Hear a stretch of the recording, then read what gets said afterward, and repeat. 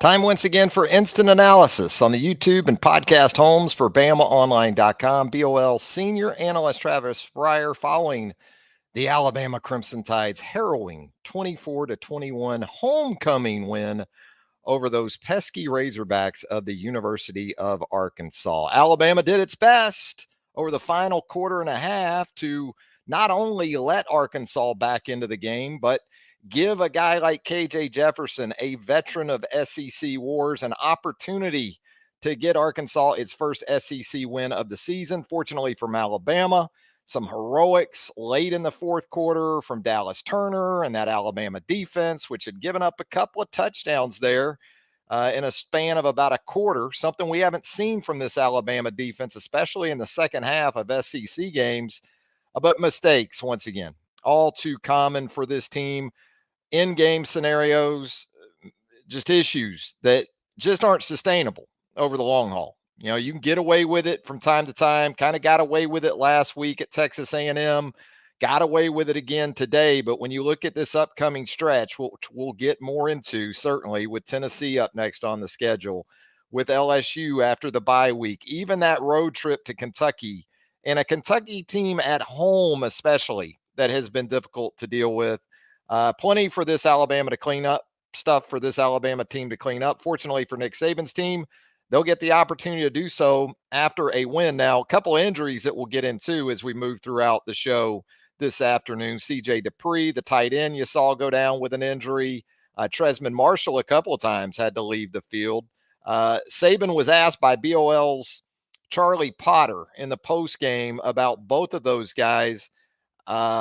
Saban's response was that neither injury appeared to be long-term in nature, but with Dupree, it sounded something more muscle-related, maybe a muscle sprain, a muscle strain, whereas with Tresman Marshall, maybe something more along the lines of bruised ribs. So those are things we'll keep an eye on as we move throughout the week. Alabama, of course, went into the game with question marks about Malachi Moore, who you didn't see on Saturday, and also James Burnip, who you did see and who was lights out once again. You know, I don't know if we're going to talk enough about James Burnip following this game, but for the injury he was coming off of and the job that he did, it was reminiscent of J.K. Scott in Fayetteville back in 2014 when Alabama won a game by a single point, 14-13. Now, we'll also take your comments and questions here on Instant Analysis. If you're watching on our YouTube page, you can see the chat opportunities that we have there. Of course, we base out of StreamYard, so that shows up here for me as well. And you know, it was not the kind of finish that Alabama fans wanted to a game. When I go to start the recording or the live broadcast, and there's already comments stacked up. So I don't know if we'll get to all of those, but we'll get to some of them. Again, just an up and down performance. You know, Alabama offensively struggles out the gate. We talked about Cam Little, the Arkansas kicker, and Will Reichert in this game being the two best kickers in the Southeastern Conference. Cam Little showed you that early with those bombs from 55 and 49. But then Alabama is kind of random as it is on offense and so big play dependent all too often. Finds it in the explosive passing game. Jalen Milroe hits on some big completions. Kobe Prentice on the long touchdown to give Alabama the lead. Came back a couple of series or two later, is able to hit Jermaine Burton on a deep ball, hits Ja'Cory Brooks on an explosive completion. And Alabama, next thing you know, is in really good shape at 21-6 going into the half. You come out to start your third quarter. That's when you really want to assert that run game. It hasn't been as much of a factor, certainly of late. But it was really good on those first two possessions of the third quarter. Alabama rushed for over 100 yards in those two possessions. The problem is it got 3 points out of those two possessions. The Will Reichert 30-yard field goal there in the third quarter. But even there, with this defense and this kicking game, and again, a hit and miss sort of offense, you feel pretty good about an 18-point lead. And then you're in third down. You got Arkansas backed up. You get off the field, and then you get the face mask penalty away from the ball on Jalen Key. And Nick Saban, I don't know if I recall in a post-game media opportunity where he was as specific about a singular instance in a game like he was that play. And to mention Jalen Key by name, I think that tells you the frustration that Nick was sensing, even 30, 45 minutes after the final snap of the football game. But it was huge. It was everything because Arkansas at that point had flatlined. They were done. They're about to kick the football again, about to punt it away again, just basically looking to get to the charter to get back to Fayetteville. Instead, the drive is kept alive. You have another third down penalty, pass interference on Caleb Downs, kind of a tough one-on-one, didn't get his head around. Next thing you know, Arkansas is in the end zone, and at 24-13, the flag on Jalen Key was like a defibrillator.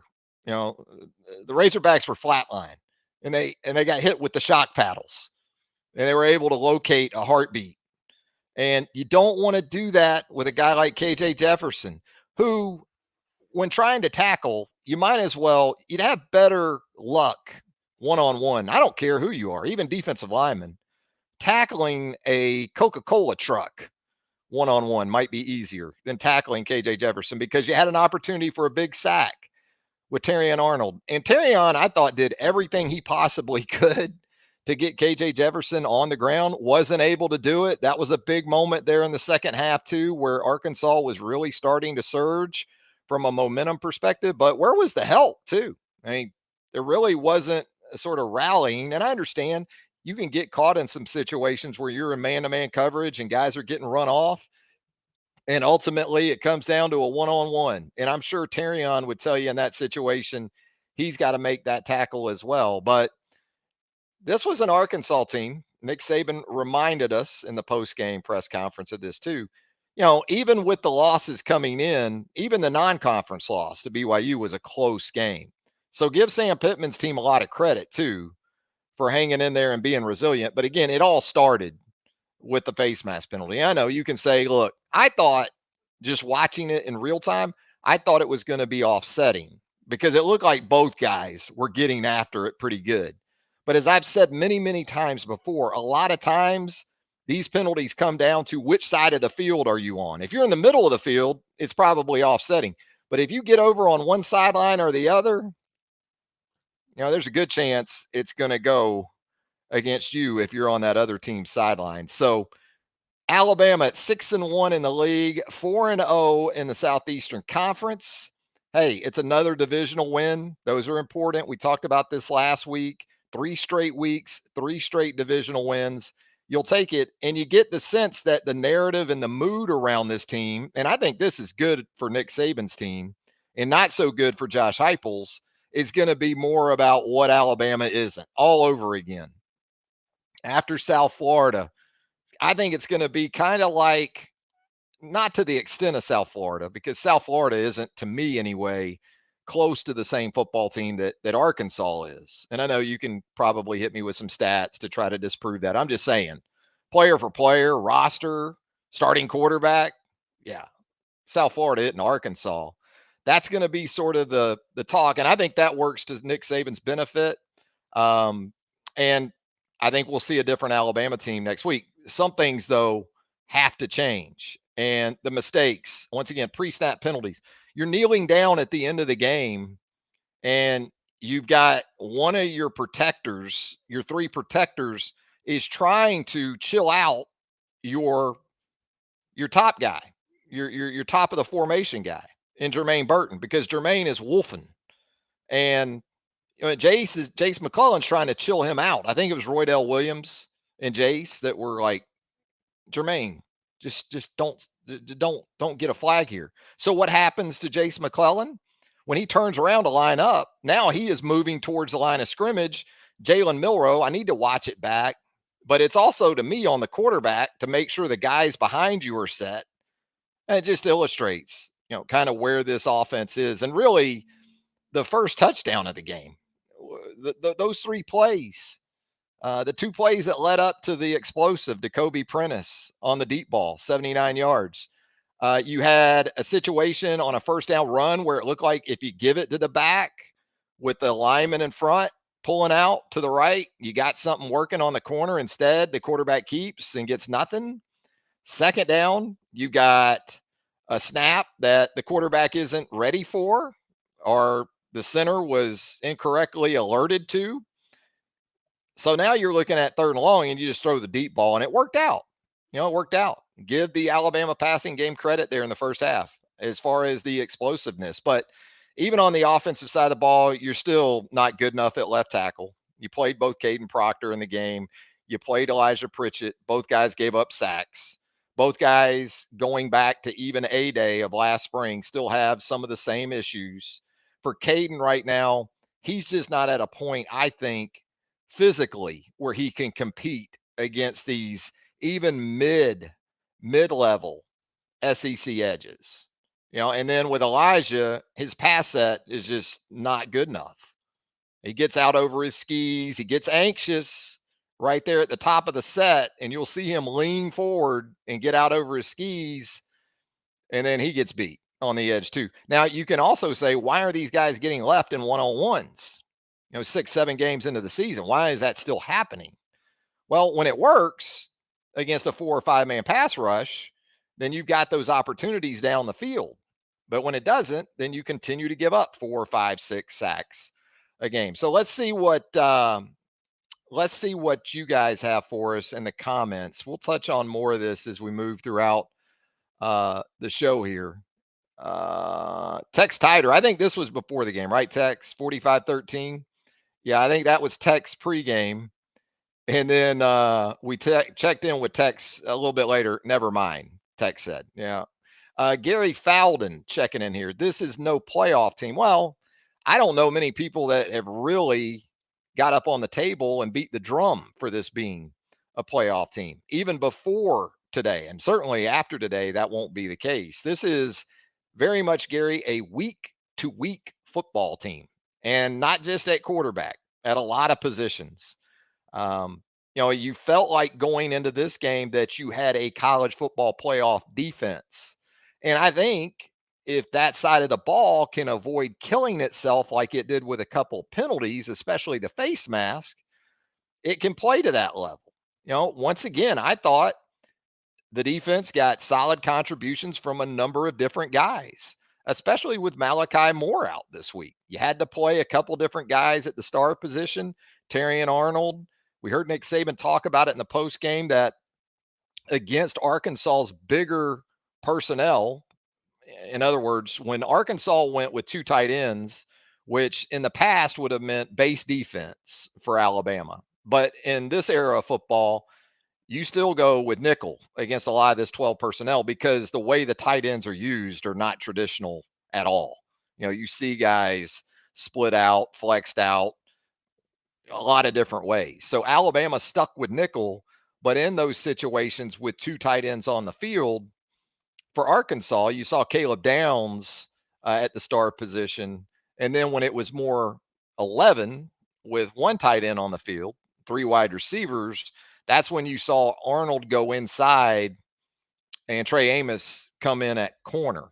So that's how they kind of worked it in the nickel. Not much of a day for the dime, although we did see Christian Story in those situations with 6 defensive backs. So, yeah, there's plenty for this football team to work on. And again, Nick talked about it even on Wednesday in his media opportunity then. Didn't get the sense that this was the sort of preparation week that he was looking for. He talked about later in the week the difficulty of sometimes putting a big road win in a team's rearview mirror and refocusing on the business at hand, especially when you're talking about a team that was 2-4 coming in, 0-3 in the league, playing its 4th game outside of its home state in the last 4 weeks, all within the Southeastern Conference. Those were the things that Arkansas was up against. And also, without really Rocket Sanders in the game Saturday. So Arkansas offensively, I don't think it was all that much different than what you expected to see. You saw some 2-back stuff, even with some 2-back Alabama State in the nickel. But the run defense was pretty good. A.J. Green, the 1-back for Arkansas, he averaged 7.3. And there was a play there in the 4th quarter where Alabama was pretty fortunate when Green had what looked to be a nice or maybe that was Dominique Johnson. One of the two had a nice cutback lane, and it wasn't the Alabama defense that kept that from going big. It was a blade of grass. It looked like around the 40-yard line. But, when you look at KJ Jefferson, 14 to 24, 150, a couple of touchdowns, was able to really pressure him throughout the game. Nick post-game wasn't happy about a particular pass rush there in the second half. Alabama blew a stunt and kind of opened things up for Jefferson to get out the gate and bust it big. But, defensively for Alabama, once again, Caleb Downs was 7 tackles, 6 of those solos. Jalen Key was 7. Deontay Lawson was 6. I'll tell you who played a good football game, in my opinion, and not just on defense. Quandarius Robinson. Give it up for Q. Had a couple of tackles on special teams. I think he had one on a punt early in the game and then another on a kickoff return. Tresman Marshall with 5 tackles. As far as negative play production, Alabama with 3 sacks. For Alabama of late, that's not a big number. 7 tackles for loss. But again, there were some good things spread around. Jamarian Latham had a very nice sack there in the first half where he won a one-on-one with interior lineman. Had kind of had a club move and then followed it up and under, and really nice play by Jamarian. But, Alabama didn't necessarily take the football away either, like we've seen maybe in some previous weeks from this Arkansas offense either. Now, the second half was anything but complimentary football. Other than Burnip and Reichard pretty much doing their jobs when they were called upon to assist either the offense, the defense, or both, you just didn't sustain anything on the offensive side. And, it's going to beg the question in the coming days. Alabama seemingly got away from the run game after the first 2 possessions there in the third quarter. Rolled up. You had 3 or 4 different backs contribute to that. You had an explosive from Jace, a couple of them back-to-back on that first possession. You had an explosive or 2 from Roydell. You had Jam Miller contributing to that. Alabama's 4 backs combined to average, each of them averaged over 5.2 or more. Roydell averaged 9.7. Jam averaged 10, 4 carries, 40 yards. Justice had 2 carries for a 5.5 yard average. Jace with some tough running. Give him some credit there late in the game because he got absolutely smoked by an Arkansas safety that was just running downhill, because Arkansas knew at that point Alabama is trying to take the clock. And Alabama hasn't been exactly diverse in its run game. So if you're these safeties, especially in that situation, you can just look between the hashes and get a running start. Now, we did see a toss to Jace a little bit later, so that was a positive. We did see a couple of tosses today, a couple of perimeter runs. So Jace gets a lot of credit for his toughness. We did see an Alabama touchdown run in the red zone. How about the tide ride, I'm going to call it, the assist on the Jalen Milroe quarterback sneak? I think that had to make some Alabama fans happy. It's going to be tough after a second half like that to find many things that Alabama fans are going to be especially thrilled about. But that Jalen Milroe 1-yard sneak with some help from his friends midway through the second quarter, I would think would be among the highlights. So let's check in again with the comments. And here's X, who says, Coach told y'all people all week that this was coming. Yeah, he did. As we said earlier, he kind of hit on it, but at 24-6, there was a question in the post game to Nick about Alabama not coming out strong to start the third quarter, and his point was the right one. Actually, we came out and ran the football at will, and we're in good shape. Really could have been up 31-6, something like that, in the third quarter. But when you only get 3 points out of that type of rushing performance on those 2 possessions, and then you make the mistakes that Alabama made, starting with the face mask penalty, extending into the pass interference penalty that helped Arkansas make that 11-point game and start to think, you know what? we got some hope here, and we got a quarterback that can make some plays. Paul Witt checking in here. Wide receiver drops were a thing today. They were more than they have been, Paul. I agree. Ja'Cory had one from Jalen there in the first half. Jalen made a pretty good play. He kind of stepped up in the pocket, maintained that relationship with Ja'Cory out on the left wing, and tried to throw it out there.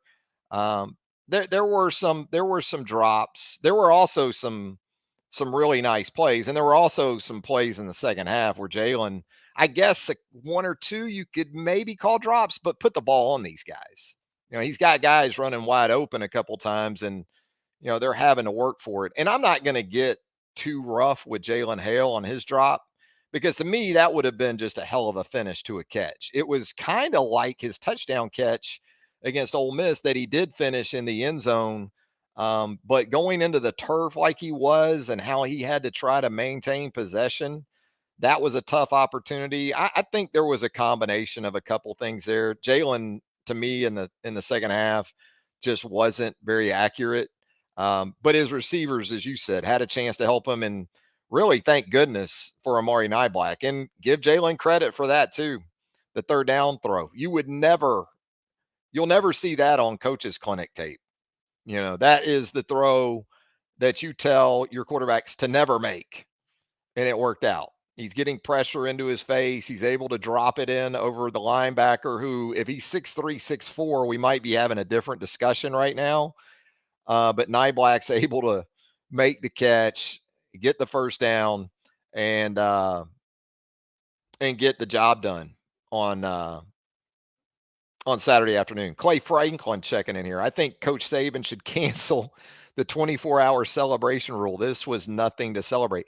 Clay, I didn't get the sense from Nick in the post game that there were that champagne was involved. Yeah, I don't think they had to line the lockers to keep items from getting wet or damaged. Paul Witt says, sympathetic to the defense leaking in the second half, because they were out there a long time when the offense couldn't get a first down on 3 or 4 straight possessions. It's a good point, Paul. Midway through the fourth quarter, Alabama's offense had run 21 plays. And that's with 2 possessions to open the second half that we talked about that were very effective in the run game. So you think about what happened after those 2 possessions, and Alabama went up 24-6. Yeah, it wasn't exactly inspiring, to say the least. Dexter Wright checking in. There's some insanity going on in the program. It's something that we are letting the kids get away with over and over. If we have to take starters out or whatever, something needs to wake them up. The concern you do have, Dexter, to me anyway, is that some of these mistakes, especially the ones that we saw on Saturday, and understanding Caleb Downs had the pass interference, he's a true freshman, but Jalen Keys played a lot of football. He's been around, and I'm not gonna throw him totally under the bus, because again, I think sometimes you can be a little bit of a victim of circumstance. That being said, if you're a veteran and your team's up 24-6 and you're getting off the field, there's a lot to be said about not even allowing yourself to be close to something, that could put you in that kind of situation. So, yeah, I don't know about insanity. I'll tell you, to me, insanity is leaving your left tackles by themselves one-on-one and expecting them to get it right in SEC play.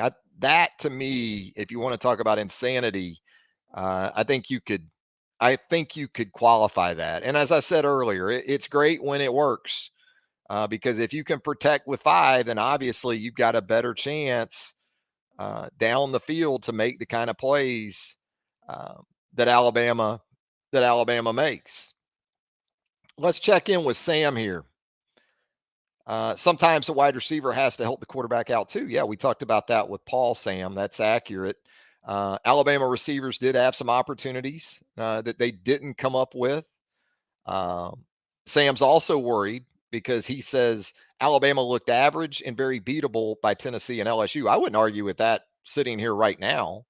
But again, I do think how that game played out made Nick Saban and his staff's job even easier this week for Tennessee because Alabama, the players are going to be engaged and tuned in during Tennessee week, especially after the events of a year ago in Knoxville. So it should have been an easy prep. Now, where it'll get tough for Tennessee this week is there's not a lot of translation between a Dan Enos offense and what Josh Heupel is going to put in front of you next week, if we're just talking defense. Now, I think you have less concerns for the Alabama defense in comparison to this Alabama offense.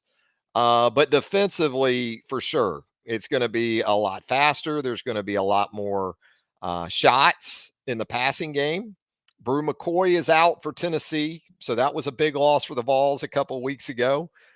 But the challenge, undoubtedly, especially after what Jalen Hyatt did, who thankfully for Alabama is now in Gotham, now up in New York. That's a good thing. But, I think for Tennessee, it's really going to start more with the Vols run game with Wright and Small and even Joe Milton, and how Alabama from its nickel package will be able to deal with that. Something else you're thinking is if Malachi Moore was able to at least go through pregame warmups, and Nick said this after the game too, there's some optimism about getting him back this week, not only because of what he brings physically and how he can go from safety to star, but being able to make some of those calls there on the interior of the defense, especially if you keep moving linebackers in and out. Deontay Lawson, obviously a fixture, but as we saw on Saturday, still some Trez Marshall, still some Jahad Campbell. So it helps to have that other guy that's a constant in there with Deontay, not only on the back end, but also from the middle, from the interior of that defense. So plenty of coverage for you also at BamaOnline.com. Charlie Potter, Clint Lamb, Jimmy Stein, myself. Big recruiting weekend. It's going to get even bigger this week.